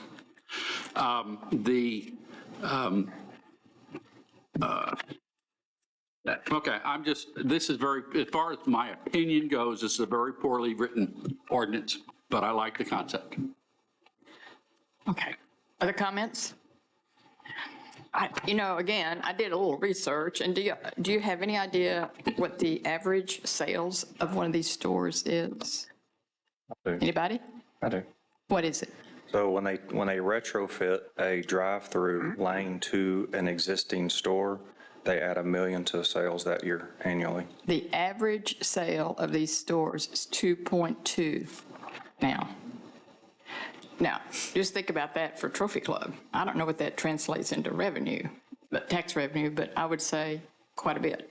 Plus, it brings in traffic into our area, and the spillover to other restaurants could be advantageous as well. And Chipotle is one of the top 4. This is my research. I just got to tell you, it's pretty exciting. Starbucks is number 1, Panera, McDonald's, and Chipotle. So that puts us in a good standing, I think, with a good, strong restaurant in Trophy Club. Matt, isn't Chipotle owned by McDonald's? No, it was. It is no was? longer. McDonald's first gave its feed, investment. Mayor, I have a question. Yes. This is more for Dean. If a resident or whoever goes to the drive-through lane and cash is exchanged, do they violate what we just did? That's a really great question. And here's why I'm going to say that. Yeah. I go to Chipotle a lot. Yeah. Yeah. I would say- order online. Right. With my app. I pay for it. And then I get there, and then one of my kids says, "Can I have a Coke?" And if you ask the guy at the window, "Hey, can you add a Coke to my order?" It's another charge. Right. It doesn't get added on to the original that I did in the app. So there is, There's by concept. potential for violation. Correct. So what do we do then? Well, I think, Tell your kid no. That's why I wouldn't say, sure, that would never happen. We call Sergeant Cobbler. I think drive that's why it over was and issue a ticket. Just saying, That's it not the happens, so it but that's doesn't not the change the concept. it doesn't change the concept, but yeah, there would be a potential violation of the ordinance. Are we going to police that? I mean, is that going to be monitored? I think that's Not something really. for the council to determine. It's just, What you might do is if you make a motion, then you make a motion that includes no cash at the window. Well, who's going to monitor that? But who's, exactly. I mean, But that's already in the proposal, right? The proposal already is, The proposal, as it's written right now, states that that ordering, it's for a pickup lane only, not an ordering lane on it. So now this is my non-lawyer speak. Sorry. Yeah, it's inferred with the description of the language that you would not be ordering. But you can. Pickup only. So, but if you can, there is a penalty provision in the ordinance. So if you want to enforce your zoning code, you can do it. What would you advise? So we could send Paul out to order and see what they do. That's just not right. That's a little entrapment there. Well, Yeah, I think it would come down to the intent, right? If the lane becomes one in which they are continually doing orders, if they put up a sign that says come and order here, things like that, those are clear violations. An ancillary, add a Coke at the window type of a situation, I don't believe to be, anything material that we would say we're going to go out and by the zoning code enforce what's going on here. With that would be a pretty big stretch on that. It would, on that, you would be looking for them designating the lane as being an order lane. That would really be the trigger that would say, okay, we need to go and do something there. The intent to that is, I feel like this concept, which I love because it's Chipotle and we need the sales tax revenue, this is going to incite other ideas and concepts in restaurants. And I want to make sure that we have those ordinances locked down before we continue this moving forward in the future, because that is coming. Sure. I just want to make sure we know what exactly we're doing and what we're asking for and where we draw the line. Mayor, Yes. I have a question. The ordinance is drafted this is only for this specific site, correct? 2,200. So we don't have to worry about copycats. They're going to come back to us. This is really our first, what are your little acronyms? QSR, quick service restaurant. Quick service restaurant that we have in town. Is that correct? Yeah, PD 30. Right. So the context is always PD 30, which is, outside the ordinary zoning context in the first place. And then the quick service is contemplated with an SUP. Right. And I would support this modification based on the limitations that have been put into the ordinance for it. I don't think we're going to have a problem with copycats on that. So I'm behind it. other discussion? So do I close the public hearing now? I think it's already closed. Okay, y'all, I have like spaced out. Okay, sorry. Okay, You're looking for a motion? so now we look for a motion. So would I'll make someone a like to make a motion to motion? approve item number 10 as written. I'll second it. Stacy seconds. All those in favor, raise your hand. All those opposed? Mayor, I oppose it because I think the ordinance is poorly written and will lead to future problems. Thank you. Okay, motion passes. There is a quorum. Thank you. We go to item 11. Conduct a public hearing and consider an ordinance granting a specific use permit for a quick service restaurant in approximately 2,500 square foot proposed structure on Lot 1, Block 8 of Trophy Club Town Center Edition. See Midland Survey Abstract 823, Denton County, Texas. The applicant is Trophy Club Town Center 1 LP, and the property is generally located at the northeast corner of Trophy Club Drive and State Highway 114 in the town of Trophy Club. Okay, they're open for a public hearing. It is 7:59. Matt? Okay, same exact location, same exact restaurant. They are requesting the SUP, so it is allowed, the use is allowed under PD 30, just has to go the SUP route. Don't have really much else to go because we covered the majority of that on the escape lane.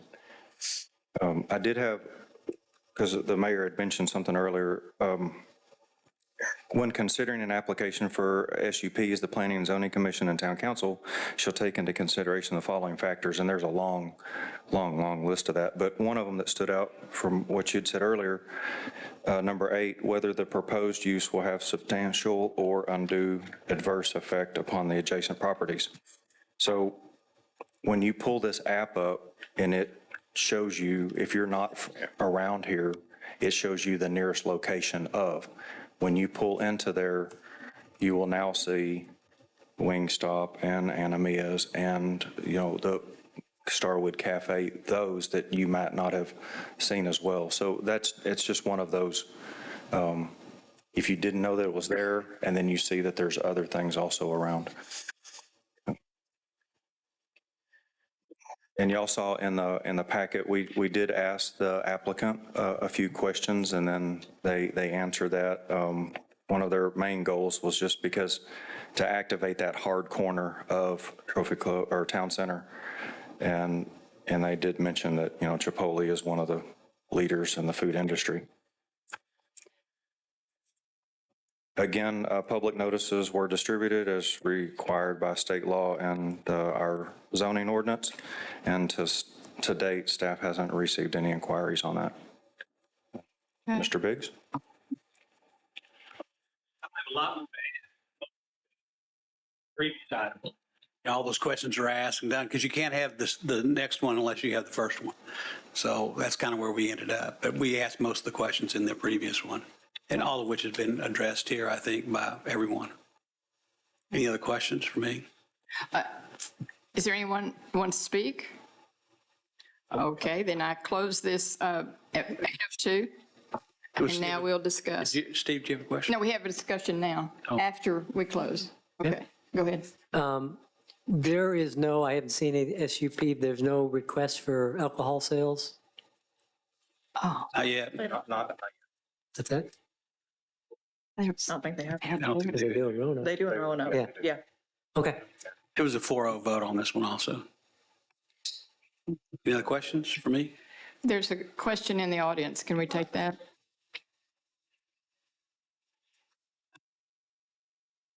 Bring up. Yeah, Mayor, she could just come. Sorry. Please come and state your name and your address, and you may ask your question, please. Wendy Bailey, 200 Ringo. I went to a Chipotle first time not knowing the rules, and I drove up and not having ordered first, and she said, no, ma'am, you have to go and order and then drive around. So I know firsthand they will send you through if you hadn't ordered.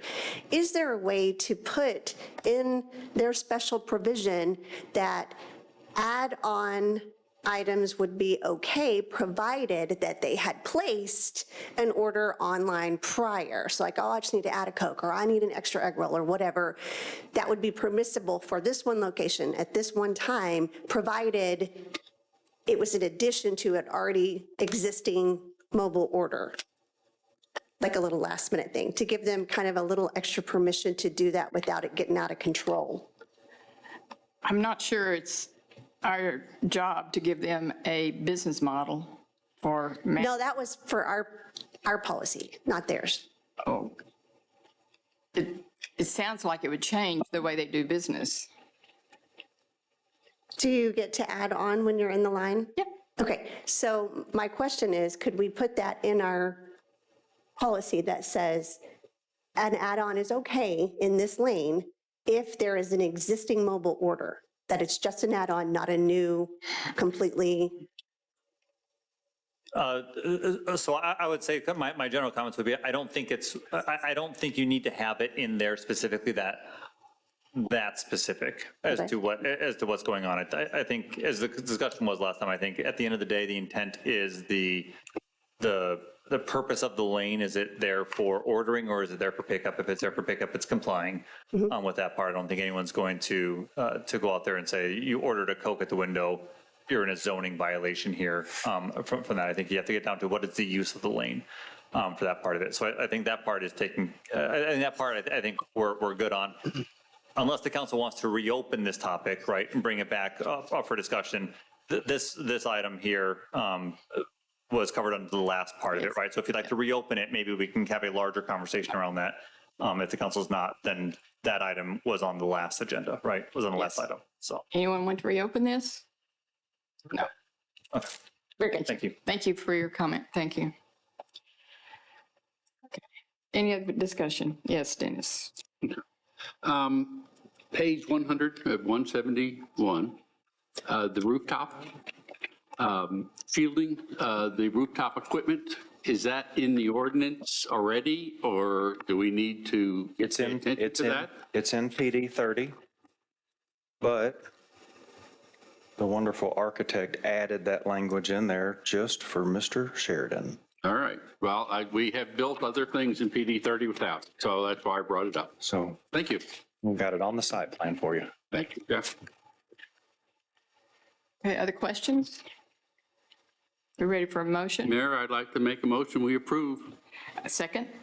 I'll second. Jeff Beach will second that. All those in favor?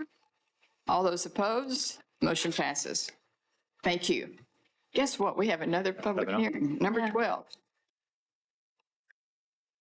Conduct a public hearing and consider an ordinance amending the town's code of ordinances, Chapter 14, zoning, Division 5, supplementary district regulations, Section 14.02.252, sale of alcoholic beverages to update requirements for the sale of alcohol in the town.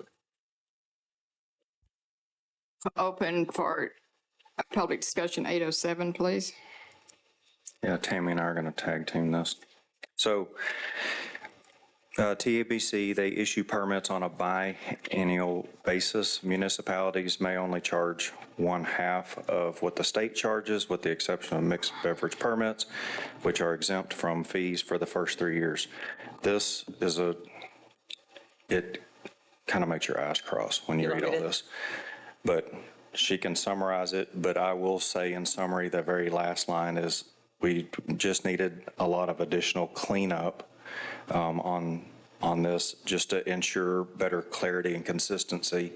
It will help staff, as in my department, on just helping with, we don't have a lot of them, but it will help with just getting those permits kind of in line all at the same time annually each year, because right now we've got some expiring in February, some in March, some in November, and so this will assist with that as well. It doesn't change where we just have one billing a year, but it changes it so it coincides with the TABC application and their expiration date, which is every 2 years. Currently, our code reads that the permits are 1 year. So we're having to send notices out or get them to pay a fee, and then they pay their TABC fee every 2 years. This will also require the licensees, when they submit their TABC license for renewal, that they have to come in and renew their permit with the town. So what we'll do at the beginning of the year is just send out a notice as a reminder that when your TABC license expires this year, you also need to come into the town. That way we're not having to send out notices throughout the year. Very good. So streamline that for you. Yes, ma'am. And gives us some teeth a little bit on that. Also, if an applicant doesn't renew their license with the town, we notify TABC, and they could get their license shut down until they pay our permit fee. Anybody wants to speak out in the audience? Anyone? You want to?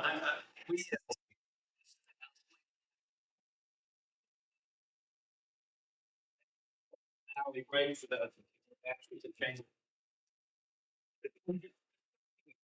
There were no questions. Once we learned it was really a housekeeping issue, to actually makes the staff's job a little bit easier in this area. Sounds like it. Any other questions? Any public comment? Closing it at 8:09, close the, any discussion? Dennis? Will this have any effect on our upcoming meeting about the arts and garden? Okay, thank you. Oh, good question. Okay. Other comments? Okay, is there a motion, please? I move to approve item 12 as outlined. Is there a second? Second, Stacy. Those in favor? Those opposed? Motion passes. Thank you. Individual items. Item 13, consider authorizing the town manager to negotiate and execute a professional services agreement with John R. McAdams Company for the design, construction bid, and construction administration of the Trophy Club dedicated pickleball courts project in a not-to-exceed amount of $147,000. And we have our Director of Parks, Chase Ellis. Thank you. Good evening, Mayor and Council. Come before you all tonight to talk about the process and where we got to be here tonight with the McAdams Company. As you know, this has been a process over the past couple of years of looking at different areas and different sites. And now, a little over a month ago, we opened an RFQ to get a designer under contract to not only finish and the visioning schematic designs, but also then move into design development, construction documents, and then construction administration.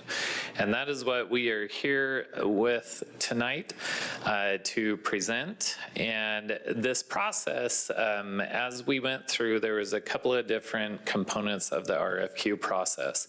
One was we requested proposals that they would bring in their portfolios of work that they have done of this type of nature based on the scope that we had within our RFQ.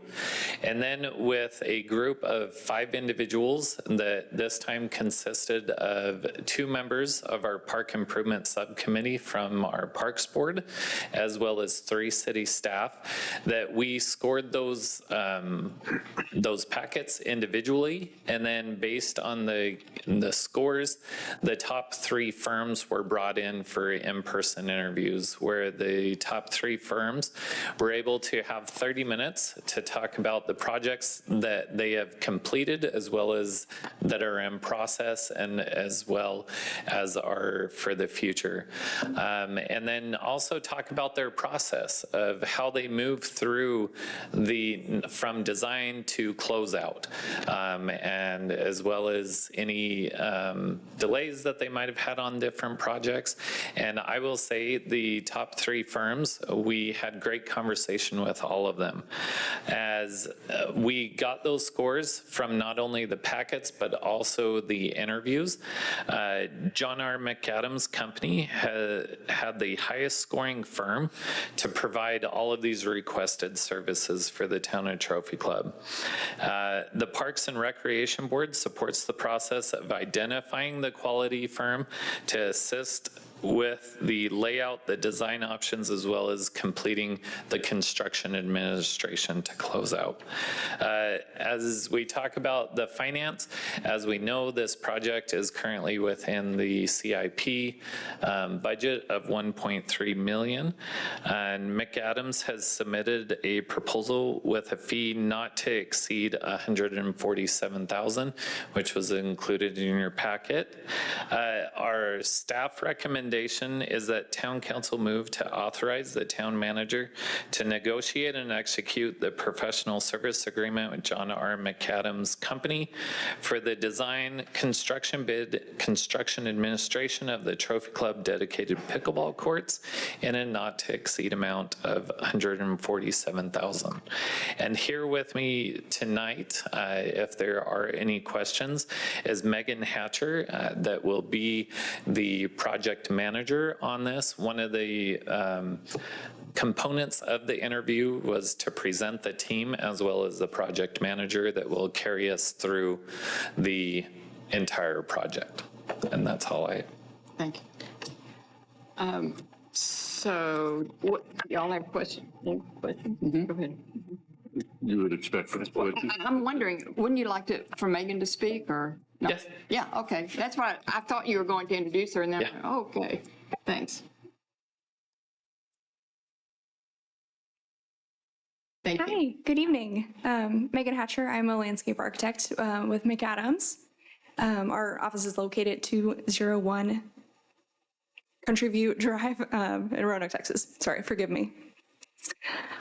We are so excited. We were thrilled to be able to receive this RFQ and to submit our proposal and package. Our team put together a well brought together package, in my opinion, and we were extremely, extremely excited to have been invited for an interview where we're able to express our project portfolio, walk through our process of how we would hope to work with the town hand in hand to deliver a product that meets everyone's expectations. So yes, happy to answer any questions. Would you like to come to the podium, and then we'll have Dennis ask you some questions as well. Oh, Go ahead. all right. What we're doing tonight is approving $147,000. So that approval of that money does not have to come back to the council. We're also approving the town manager to negotiate and execute a professional services that takes you all the way through construction. So my question is, in this process, how do I feel comfortable knowing that sometime we're going to stop, say, all right, we're doing it Harmony Park, we're doing it Independent, but what are the steps along the way that would be put into this contract? And I know it probably is, but I just want to make sure it's open that we all discuss it first. So with those steps, there's kind of really three big stop points that the council will be involved in. One of that is, as we know, the start of this project, we have all the data and information that's been collected beforehand. And this selected firm will take all of that, as well as do a couple more engagements to make and validate that information. And then we'll look at the sites and come back to council with a couple of schematic designs of looking at that. Within that component, the town council will be able to look at those typically on a work session, that they'll be able to vote and say, we like this option, we like this budget, let's go forward with design development. Once we get done with design development, or go, and sometimes like this, scope of project into construction documents, we have different construction budget check-ins that we will bring before council to let you know that before we put the bids out to the general contractors of where we are looking on the proposed budget. And then when we get the bids in for the construction general contractor, council will have to approve the overall construction budget for that. And then that's when all the exciting stuff really happens of being able to put the shovels in the ground and then kick the project off, and then within that construction timeframe. So there's going to be multiple checkpoints that we're able to come back and highly involve the town council as well as the Park and Rec Board throughout this process. Okay, and where is that in this contract? In other words, where does that affect? I understand what you just said, but this contract also takes you through all where in there does it say it? Or do I make a motion saying I approve this with these three things being identified that they have to come back to council? Those I'm sorry to be a skeptic, okay? No. And it's a good question. The answer is that there are forced council decisions ahead to do all those things with it. It would not necessarily live in this contract that there's a stop point on that. I guess we could put in language that says there's a stop point, but if on a contract like this, if you stop it, you just stop it. You don't need language saying you're going to stop it with it. And so you would just go to design, as Chase was saying, right? Take this all the way to design development. When you begin the design development phase, there's an approval process that we're going to be looking for approving a design. Then when we move to construction, there's going to be approval for a construction contract that will be moving forward. So all of this is what this contract is doing, is saying that the $147,000 is, so long as we're within that budget range, right, then this contract will survive throughout the process, right? As in any contract, if we don't proceed, we'll stop the contract. You know, so we don't have to spend all the money just because we have the No, I contract in understand. place, That's the essence, is Correct, that, you know, you don't want to expend $147,000 if you don't need to because you haven't chosen a site. Absolutely. And that's where I was trying to get comfortable with. Yeah. So what we'll do in those situations, right, the contract will have standard language that with, you know, 30 days, you can cancel the contract, you only pay for work performed, things like that. It'll have the standard contract language in there to be able to accommodate a stoppage of work. Okay. But another way of looking at this is all we're approving is the 147,000, which is for the design and the scope of work up front to figure out where we're going to go, what's your recommendation, right? You're going to come back to council and say, we think site A is our recommendation, and based on all of our research and work we've done, we think it's going to be, pick a number. $1 million. 1.3. Right? Let's do small. 1 point. But the point is, we're not talking about that. That's later when we get there, because they may come back. It might be 800, it might be 2. We don't know that. Correct. Yeah. However, we have a budget of 1.3, is that correct, for our pickleballs? So it has to fit in that budget. And that 1.3 includes design. That's correct. Correct. Yeah. So I have a you have a question, Stacey? I had a question because if you have 1.3 and you have these two different potential locations, is one going to cost more to, let's say you put it in one, let's put it the Harmony, is that going to cost 1.3 or is it going to cost $1 million? I'm not exactly sure what I'm trying to say, but is one location going to be less cost than another? That's the question. So that's one of the important aspects of getting through the schematic design, is getting them under contract to be able to do that exploration of if there's utilities, if there's, you know, all of those components that are in the survey and exploration phase that we don't know about. We've got a general idea, but that's why we want to get them under contract, to be able to let them loose, to be able to do those surveys and bring that information back so that we as a town can make an informed decision of what can we support within our budget and within the spaces that we have. Yeah. So we could be limited based on what you discover. Correct. Other comments? So we want a motion to approve. So is there a motion, please, to approve this item? I'd make a motion to approve the item to allow the town manager to negotiate the professional services agreement with the understanding that council is going to have a minimum of 3 decision-making processes in this process. Oh, for sure, yes. Okay. Second? Second. All those in favor, raise your hand. Opposed? Motion passes. Good job. Thank you. Yay. When do you start? They just did. No, yeah, it's good. There you go. Yeah, thank you. Next. Item 14, consider resolution repealing the existing fund balance policy in its entirety and replacing it with a new financial reserves policy. Good evening, Mayor and Council. Good evening. Excuse me. I'm here to present the final version of the financial reserves policy as discussed at the April 8th Town Council workshop. As a reminder, the financial reserves policy aims to maintain a prudent level of financial resources in the general fund and across governmental funds and business-type funds. These resources serve as additional insurance against disasters, emergencies, and unforeseen expenditures. They also protect the town's creditworthiness and provide adequate cash flow. The fund balance reserves set forth in this policy are for the general fund, which sets the requirement at 30 to 50% unassigned reserves compared to operating expenses, with the target being 45%. For governmental funds, it's set at current assets in excess of current liabilities and unrestricted cash and short-term investments of at least 100% of current liabilities.